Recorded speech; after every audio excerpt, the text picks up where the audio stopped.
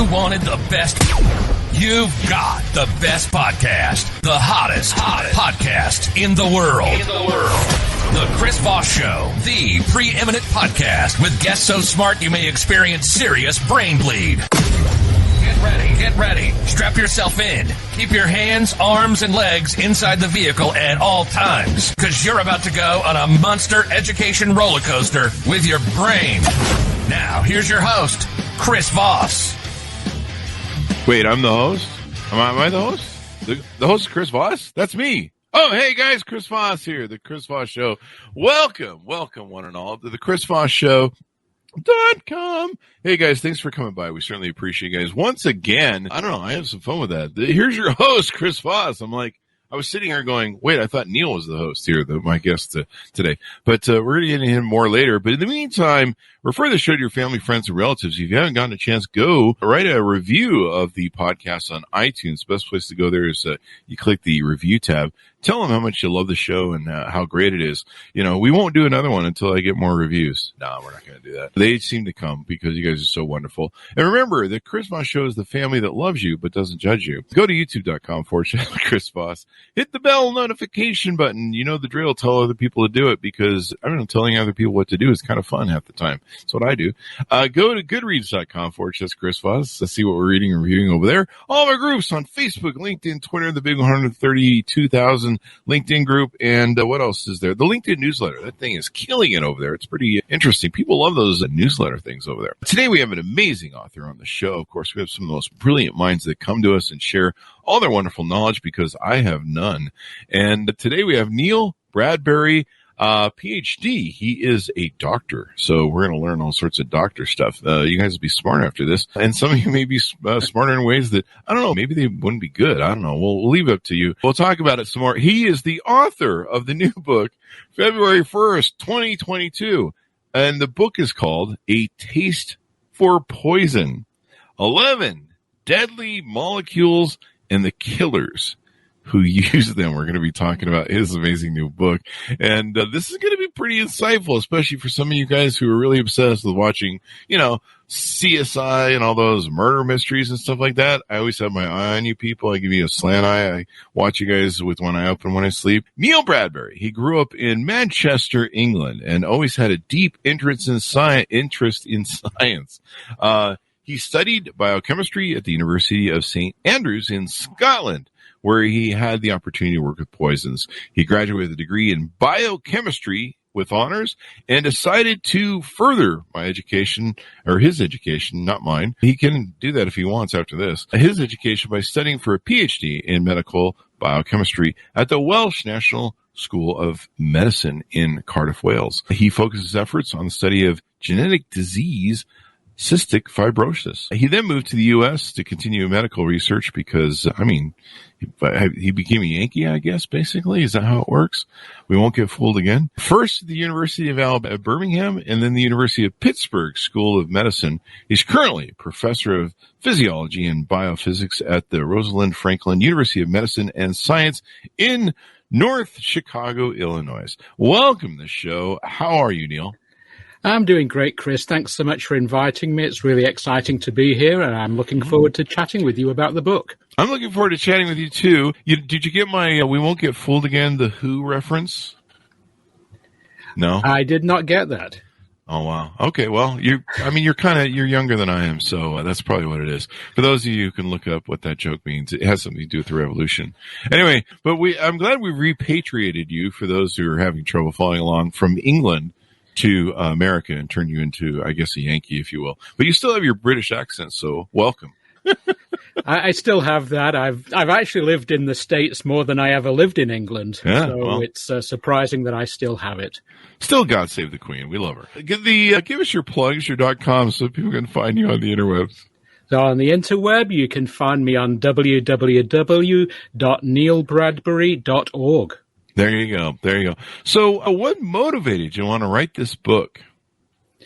Well, there's a couple of things that really forced me to write it. I've always been interested in science. Even growing up at school, I wanted to take as many science classes as I could. I really loved the subject and decided I wanted to do it for the rest of my life. So I was able to stay in academia and not actually get a proper job. I could stay in universities. I've also done a lot of research, but I've also moved into doing a lot of teaching and talking about the various human body aspects in lectures. But I've also been interested in murder mysteries, particularly Agatha Christie and all the poisons that she used. And I just figured, well, maybe this would be a good way of actually introducing how the body works, the physiology, to students in class. And then I figured, well, maybe, Agatha Christie and novels is one thing, but perhaps there are some real-life murders and poisons that they use that could be used as illustrations in class. And so I started doing that. Students seemed to like it, and I started incorporating more and more murders into my classes. And eventually I figured, well, maybe everybody else is going to be interested in this. And so I started writing the book, partly to increase my own understanding of poisons and how the body works, but also to share it with a broader audience. There you go. So has your wife had a side eye on you? Keep one eye open while you've been writing this book, wondering what you're up to? She has had a few concerns when I was writing the book and doing research on the internet. I had left a few websites open that were of a concern. But I think I finally did convince her that I was writing a book. And of course, when it was finally published, I really was learning and doing material for the book. And so she is perfectly safe. There you go. I'm just learning, honey. I'm just understanding these things. I am a chemist by trade.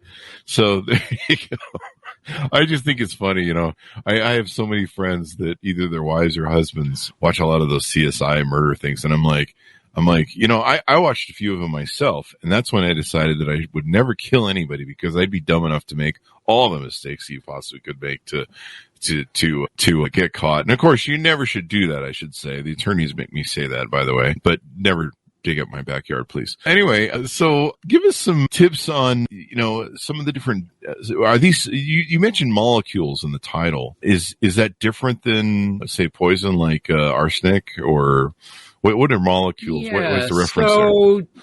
We generally think about poisons and we also hear about toxins, and they're kind of similar, but they're a little bit different. So poisons generally refer to both things that occur naturally, so things that come from plants, but they could also come from synthetic sources.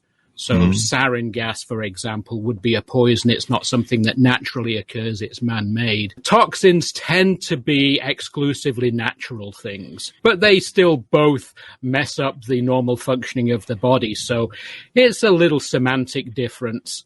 And then the other word that we often come across is venom, which is really another animal-based poison, but it tends to be a poison that's injected either through fangs or from a scorpion sting or a bee sting. But generally, they're all the same thing. They refer to something that gets into the body and disrupts its normal. With stuff like, where people got poisoned from the Russian government, Novichok? Novichok, yeah. Does that fall into that category? Novichok would definitely fall into the category of poison. It's not something that's natural. It's definitely man-made, and it is definitely a poison. It's really nasty. The problem with something like Novichok is that you only need a very, very small amount of it, and it can be absorbed through the skin. In the case of Novichok, the poison was actually squirted onto a door handle. So when people closed their front door, the Skripals in this case, they absorbed poison directly through their skin. Oh, wow. Touching anywhere else on the door wouldn't give you any poisoning at all. It's just very specific to where that poisoning is, which means it's very hard to find exactly where it is, because you could just be an inch away from where the poison is and not detect it at all. It's only where it was specifically placed. Wow. Is ricin included in that book? I remember living in Las Vegas. We had somebody who was making ricin. I believe that's how it's pronounced in one of the hotel rooms. Yeah, ricin is in place in the book. And again, this is a really interesting one. This is actually one of the stories that really fascinated me as a child in high school, because an assassination of a Bulgarian defector occurred through ricin. And in this case, it was actually involving an umbrella as the delivery tool. So this was during the communist era. The Soviet bloc was still there. Georgy Markov was a Bulgarian who was originally fairly high up in the Bulgarian Communist Party, but became very disillusioned and came over to the UK and started broadcasting into the Soviet Union, saying everybody how terrible Soviet life is and they should overthrow and become a democracy. And of course, the Bulgarians didn't take too kindly to that and decided to take him out and used ricin, which is a natural poison. It comes from the castor bean plant. So many of you are probably familiar with castor oil. Many of us took it as kids or were given it as kids. Ricin comes from exactly the same plant. And is very, very toxic. It only needs a small amount of ricin to kill someone. Yeah, I was reading about it. The guy had been making it in his Las Vegas hotel room, and I think he was trying to assassinate somebody, and he ended up I can't remember if he died, but he ended up, poisoning himself and stuff, and ending up at the hospital. And so they were trying to figure out what he was up to and if it was like, if he really intended to do it and stuff, because it's kind of like a natural occurring thing. But now that we've triggered all the keywords for the CIA, the FBI, and the National Security, the NSA, let's talk about your book some more. So you talk about some different things. Here's a good question for you. It's often believed that women are usually the poisoners. Is this true? And why are women getting blamed for that, eh? I would think, most serial killers are men, I think, aren't they? Most serial killers probably are men. For some reason, poisoning seems to have gotten the assignment of being a woman's poisoner. Really? Certainly, if you're going to poison someone, it doesn't take a lot of strength.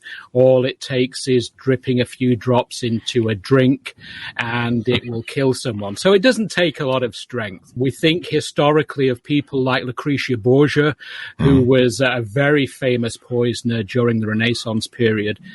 But it turns out with research that there are just as many men who are poisoners. And I think probably in the book, it's actually more men who I've covered as poisoners than women. Okay. So it's definitely an equal opportunity murder weapon. So it's an equal opportunity. It's women aren't to blame for that. I didn't really know. I always just assumed that most serial killers were men from their makeups of FBI stuff. I know my mom tried to poison me a lot, but she was just a horrible cook. But I do love my mom. But when we were kids, don't get me started. If people would be on death row for bad cooking, my mom would be on death row. But she's a wonderful angel of a woman otherwise, but just not the cooking part. I have an iron stomach. You can pour acid into my stomach and I'll live. I drink bleach just to keep my stomach up. So that's kind of interesting that, technically the people who make your food, I know people like Putin and stuff actually have, taste testers. Kings over the years have had taste testers because, food is, I guess, a great delivery of poison, especially if you eat at McDonald's, I guess. Oh, there goes the McDonald's crowd.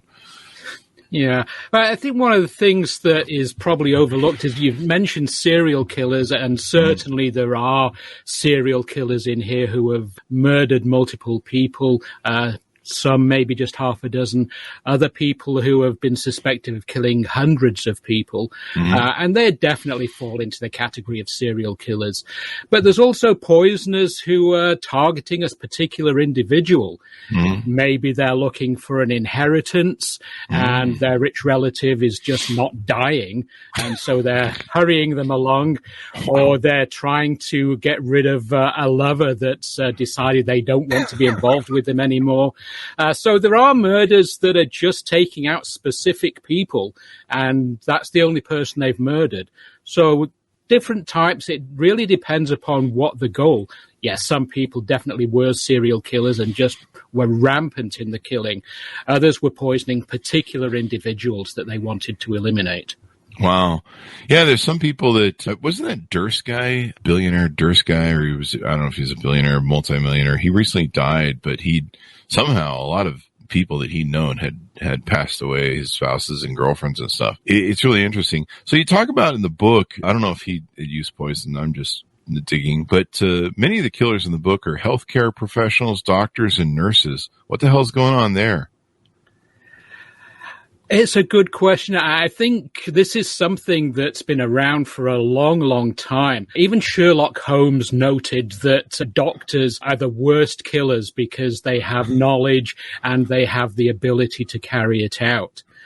And I think that's still something that's not changed since those times. Doctors tend to have a thought that they are cleverer than most people, that they're not going to be found out, that they can use their specialized knowledge to kill someone and no one would ever figure out that they'd killed someone. Some doctors certainly, or healthcare professionals, there's nurses as well, tend to have a complex of, I'm taking people out of their misery. The so-called angels of death that come in and really assume that they're trying to kill people just to put them out of their misery. Other people, one example would be Beverly Allitt, who decided that she was going to kill a lot of children, and she killed several children.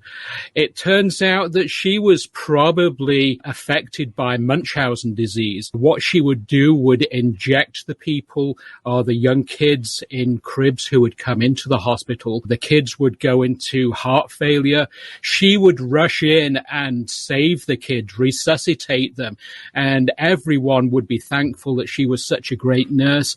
And in fact, one of her victims' parents even made her a godmother because they were so grateful that she'd come in and rescued and saved their child, not realizing, of course, that the kid went into heart failure because of her. She was eventually caught and sentenced and was actually put into a hospital for the criminally insane, where she still is at the moment. So there's lots of reasons why different healthcare professionals have gone into murder, some because they wanted to get rid of a particular individual, some because they just felt that they were so clever that they could get away with it.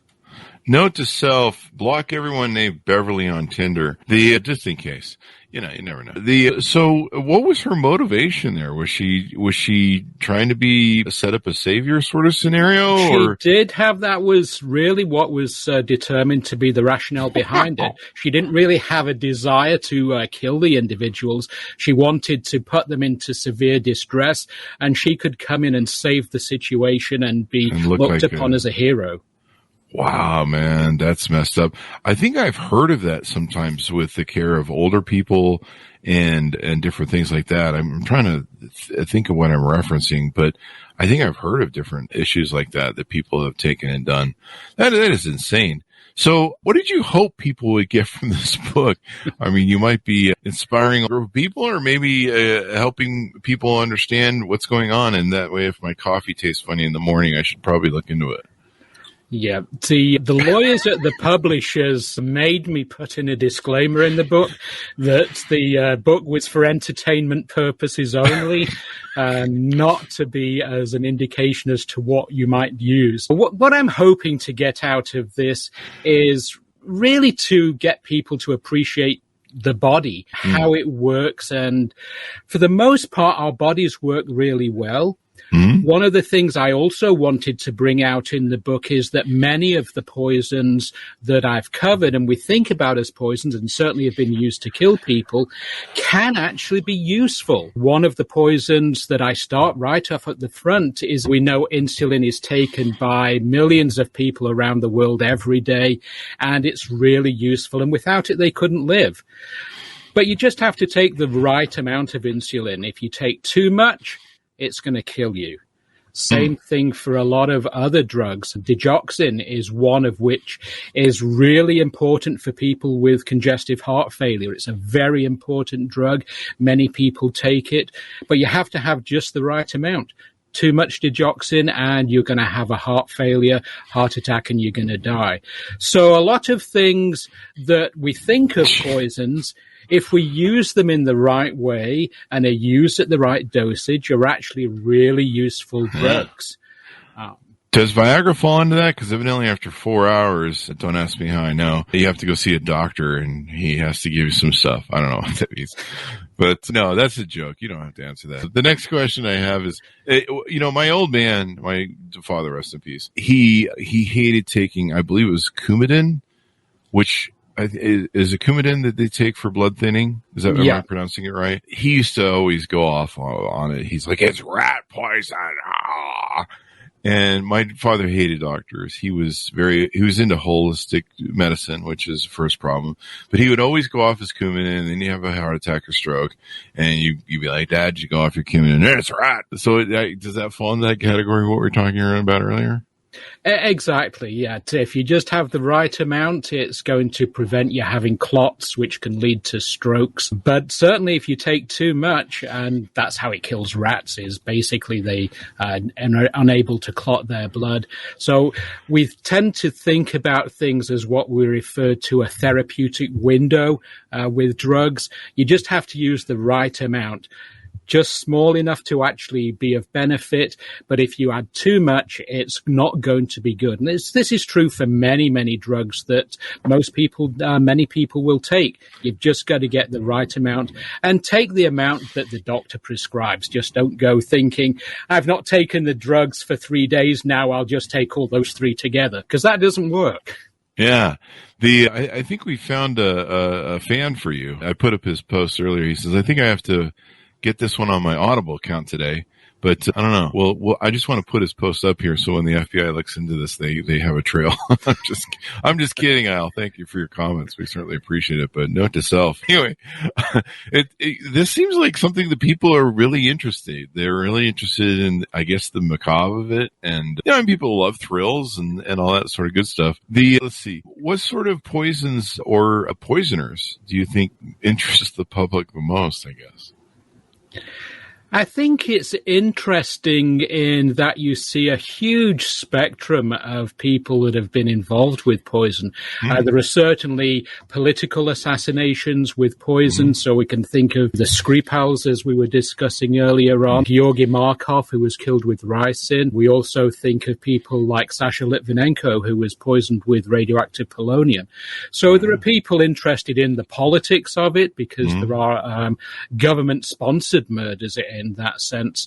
There are also people who really are serial killers and just go out of their way to see if they can kill as many people as possible. Wow. There are also human interest stories, people who have been in affairs and then just wanted to get rid of their lover. There's one story about a woman who was having an affair with her lover, who was called Lucky Chima, which, as you can imagine, if you're going to go by the name of Lucky, it's probably not a good idea. You're unlucky at some point. And he was poisoned with a chicken curry. What? So I need to start avoiding Indian restaurants now? Well, if you go through the book, it's actually interesting how many different things were poisoned. There were certainly cocktails that were poisoned, scones, coffee, tea, umbrellas, curry, hot chocolate have all been means of dispensing poisons for particular people. Oh, you're going to put me on a new diet. That's what you're going to do. Why do you think it certainly is going to get rid of overweight if you stop eating. That's true. Gonna work. Yeah. Or if you get poisoned, it'll fix your overweight problem too. You get a nice, good-looking skeleton going on there in your casket. How did you choose the 11? I think it's 11 top poisons. Gosh, that was actually really hard. Was this a favorite thing? Like this person?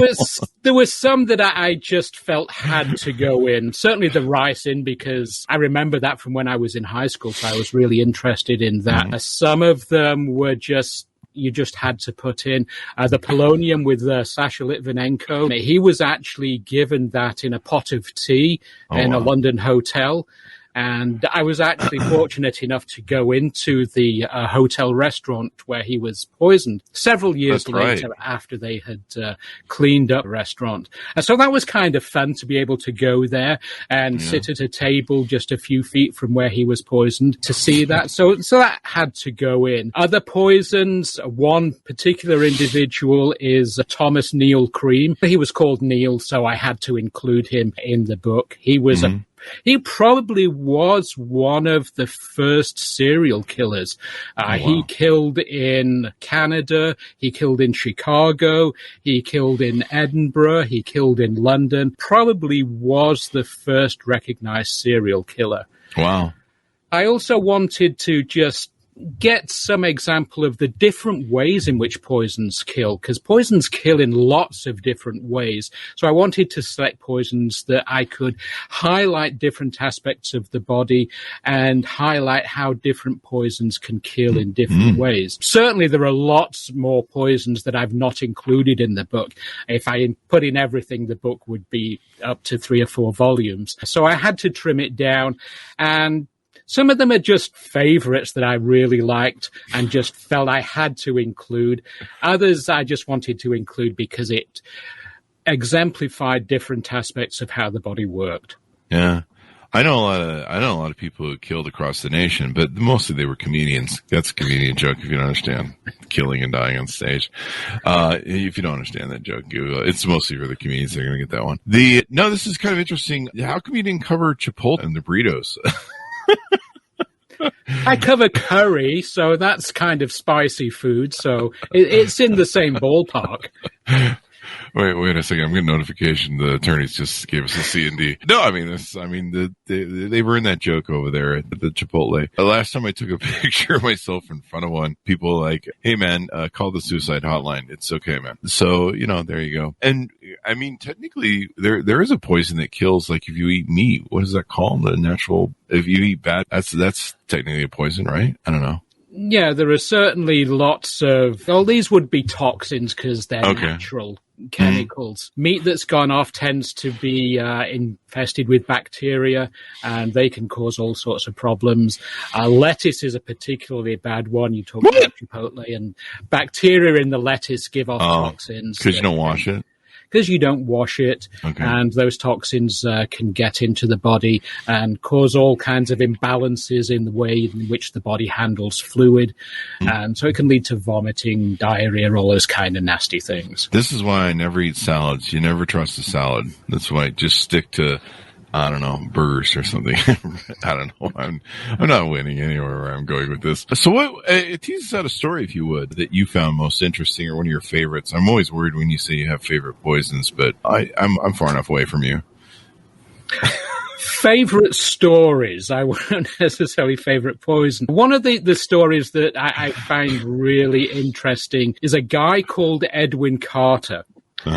Who was ill and went into hospital. Went into the ER, was very seriously ill. Doctors couldn't figure out what was wrong with him. His hair started falling out. He was very ill. He had sores on his throat, was having difficulty speaking. The doctors tried every test that they could think of, took all the blood work that they could, just couldn't figure out what was wrong with him. Until one of the doctors who was visiting him decided that he looked kind of like some of his patients that were undergoing chemotherapy. Oh, wow. And wondered if he had radiation poisoning. And so called in and started to try and work out what was going on. And as the doctors were trying to figure out what was going on with him, Edwin Carter said, my name's not really Edwin Carter. I'm actually an ex-KGB agent, and I've defected, and I'm a secret agent for MI6. Wow. So the doctors thought, is this guy hallucinating? Is the disease that he's got just affecting his mind, or is he really an MI6 agent? He gave them a phone number to MI6, who turned out to be his handler. And he indeed was an ex-KGB agent, Sasha Litvinenko, who had come over and defected and was now working for MI6. Wow. He had been targeted by the Russian government.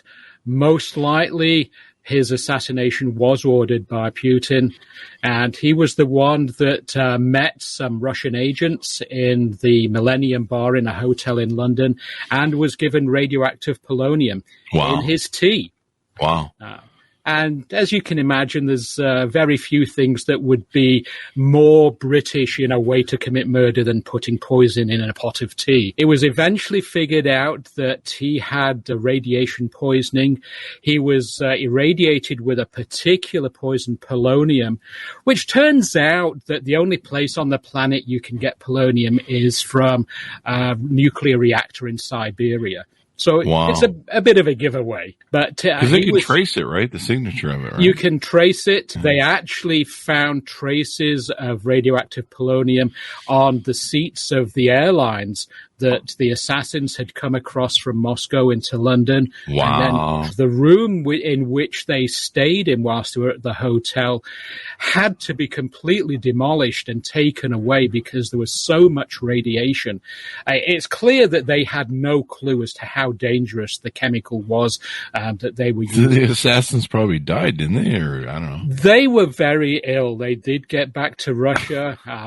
The British government tried to have them extradited. The Russians said, no way. So that was one of the interesting stories that just was fairly recent, only occurred in the last 10 years or so. Yeah. We need to get your book in the hands of some Russians these days. And of course, the favorite over there is a lot of people seem to fall out of windows and second story, third story balconies. I heard a joke once about Russia that in most countries, the higher up you can go, the more expensive, to the penthouse the real estate is. In Russia, it's the penthouse at the ground floor that you want because you don't fall out of windows accidentally. Kind of interesting. It was interesting to me with the Russian thing that how blatant it was and how it was.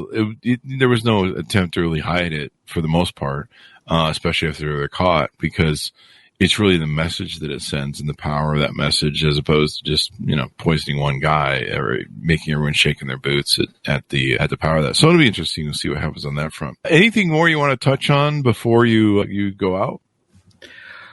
Well, I just want to let people know that the drugs that they're prescribed are generally prescribed by a qualified doctor, and to take them at the right dose that's prescribed for them, and they'll be perfectly safe. Just don't go taking too much of it. And also watch out for what plants your neighbor might be growing in their garden. And be nice to your doctor and pay your bill, because, you never know. That guy can turn I'll probably have that nurse when I'm old and dying. I'm going to have that nurse that, I don't know, it might be good that I get a nurse to poison me. I might be begging her, please poison, honey, kill me. Kill me now, because I don't want to be in this nursing home. Well, just make sure you get the right poison. Some poisons you definitely don't want to have.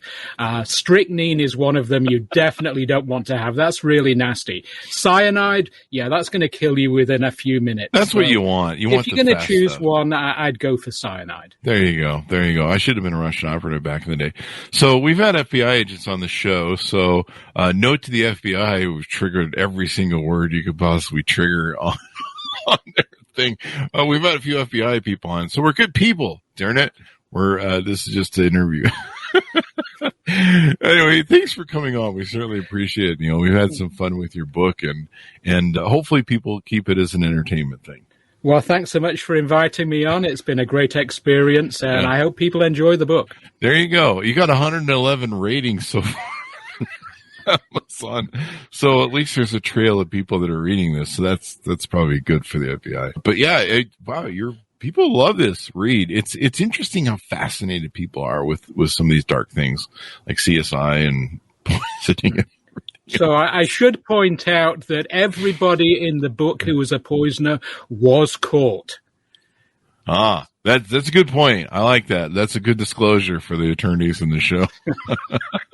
So don't do it. Don't do it. Be good to each other, man. I mean, then those life insurance, if you get that life insurance, you go cash that thing, they know, man. They see you coming. All I know is if I ever get married or get a girlfriend, there will be no life insurance policy. I'm doing nothing to encourage. You kill me, you're on your own, honey. So that's my policy. Anyway, guys, thanks for tuning in. Give us your .coms, your internet connections, so people can find you on the interweb. Don't drink anything that they can you. It's www.neilbradbury.org. There you go. Thanks so much for tuning in. Go to youtube.com/Chris Voss. Hit the bell notification button because it makes you belong to that family that loves you but doesn't judge you. But you don't belong unless you hit that bell notification. That's the key. That's what you have to. That's all you have to do. You don't have to join. You don't have to, offer up virgins or do any sort of thing. You just hit the bell notification up on the YouTube version and you're in the Chris Voss Club. Go to, it sounds like a cult at this point.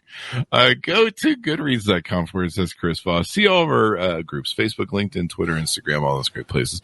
Thanks so much for tuning in. Be good to each other. Damn it. I really mean it this time after this show, and stay safe. Thanks for tuning in, everyone. Bye-bye.